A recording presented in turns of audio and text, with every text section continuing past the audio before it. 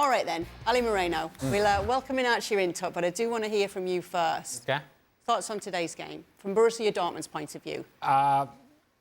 Comfortable, no drama, no stress, so very much unlike Borussia Dortmund. Usually, with this team, when they take a step forward, there's usually a step backwards at some point. And it hasn't been the case. They were disappointed against Heidenheim last week.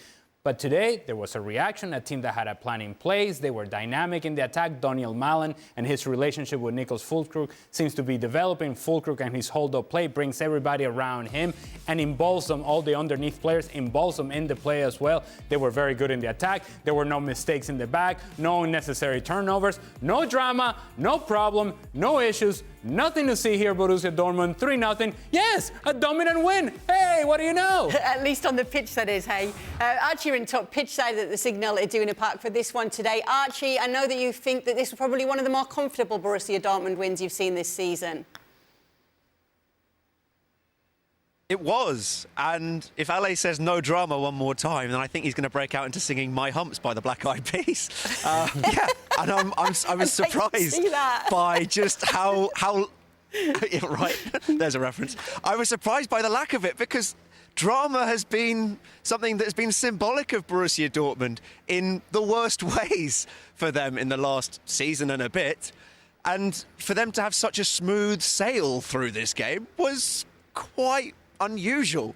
And I think that the impact that Ian Maatsen has in terms of giving them a certain security in their build-up play and having somebody who is so good on the ball has really stood out to me, because with Rami Bensebaini in the team, that just hasn't been there. And he's somebody who is such a good footballer that they've lacked that since Rafael Guerreiro left for Bayern Munich in the summer. So very encouraging, also because usually in such games where Borussia Dortmund are the overwhelming favourites, it doesn't mean that the opposition aren't allowed at least one glorious chance on goal. And I can't remember Gregor Kobel having to do his usual Superman act. So a very encouraging night from a Dortmund perspective. Let's not forget as well, when it comes to the Champions League, even though the title might not be in their sights right now in the Bundesliga, in the Champions League, they topped the group of death when so many wondered how they would fare in it. And for that, they get to face PSV Eindhoven. The first leg is away. And this is where I suppose a lot of the attentions go right now. Borussia Dortmund, favourites going into this clash. Favourites for you as well, Stevie? I think so, yeah. Yeah, I mean, PSV undefeated in Holland, but it's a different ball game, the Bundesliga to the Dutch league. And they've shown, going through that group of death, how good they can be when they're all at it. And they've got so much experience. They've got ability and they've got pace and they've got some youth, but they've got a vast amount of experience in that team. And I think that experience will show when they play against PSV over two legs. So, yeah, I think absolutely 100% Borussia Dortmund are the favourites to go through. And so building this 2024 form can only help in this Champions League campaign, LA? One would assume. And while I agree with everything that Stevie just said about Borussia Dortmund, about the pace, about the experience, about some of the young, talented players that they have, I'm with you, Stevie. The thing that I would say about Borussia Dortmund is they don't deal with being the favorites very well. Being the favorites is something that gets this team, and I mentioned in our coverage, makes this team jittery, makes this team uncertain. It's like, oh no, wait a minute, there's expectation on us, placed upon us that we should be beating PSV, that we should get past and get on to the next round.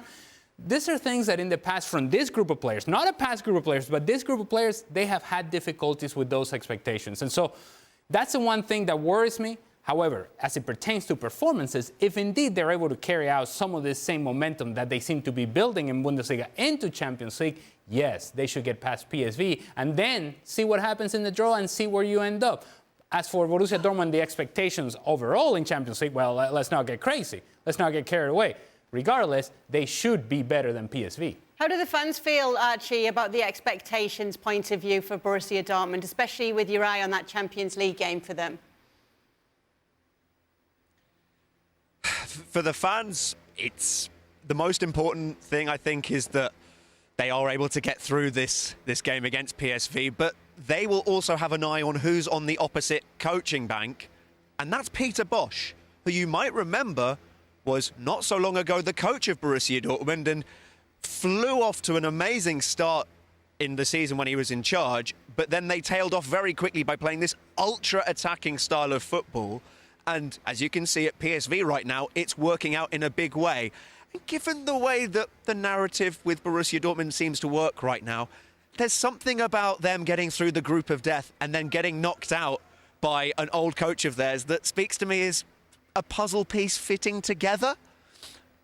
I stand with Ale when it comes to those views on Borussia Dortmund and coping with the pressure and that jitteriness. And I think that still exists from the fans as well.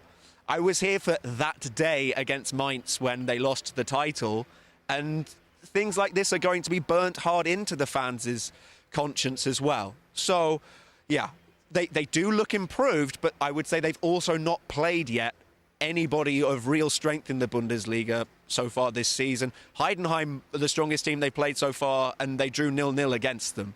So, yeah, I'm still waiting to be convinced by this Dortmund team.